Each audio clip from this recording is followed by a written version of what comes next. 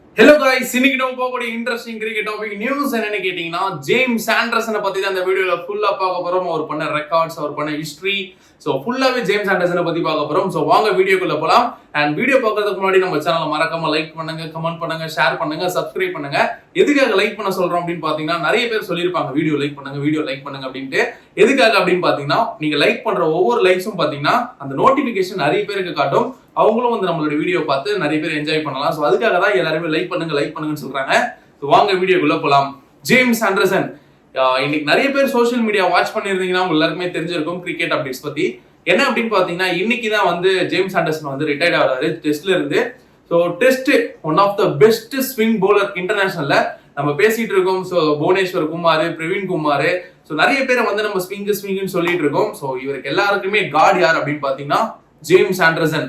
30 July 1981. So வயசை நீங்க note பண்ணிருப்பீங்கன்னு நினைக்கிறேன். கிட்டத்தட்ட ஒரு 42 வயசு. 1981 82 தெரியல, கிட்டத்தட்ட ஆல்மோஸ்ட் பாத்தீங்கன்னா 41 பிளஸ். ஸோ ஜேம்ஸ் ஆண்டர்சன் தற்போது வரைக்கும் பாத்தீங்கன்னா இங்கிலாந்து டெஸ்ட்ல பாத்தீங்கன்னா ஸோ கிங் ஆஃப் ஸ்விங்ன்ற பேரை வந்து பட்டம் வச்சிட்டு இருக்காரு. பிளஸ் பாத்தீங்கன்னா நம்ம விக்கெட்ஸ் பாத்தீங்கன்னா வேற லெவல்ல போட்டு எடுத்துட்டு இருக்காரு.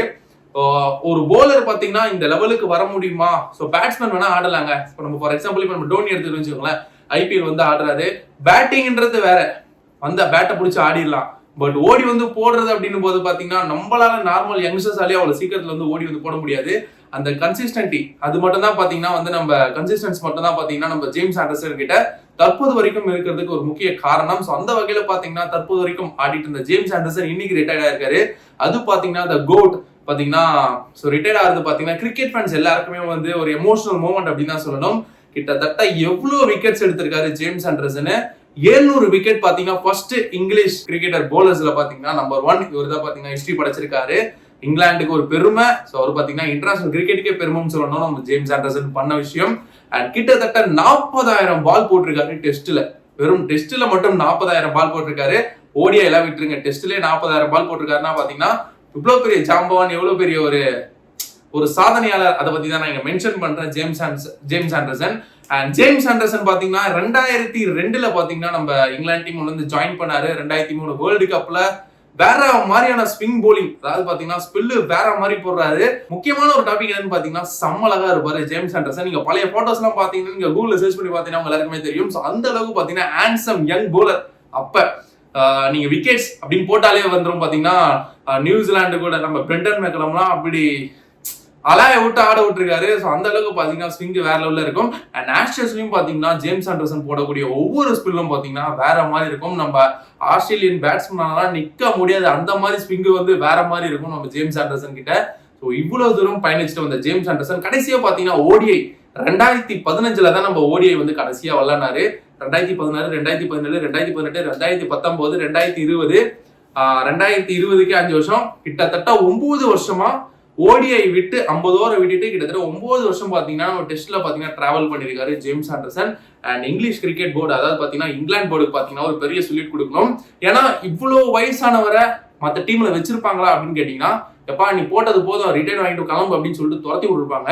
பட் இங்கிலாந்து டீம் பாத்தீங்கன்னா அவர் வந்து வச்சு அவர் ஒரு ஆனர் பண்ணணும் அப்படின்னு சொல்லிட்டு இவ்வளவு நாள் பாத்தீங்கன்னா அவர் வந்து போலிங் போட்டு நம்ம இங்கிலாந்து டீமுக்காக சூப்பரான ஒரு பர்ஃபார்மன்ஸ் கொடுத்திருந்தாரு.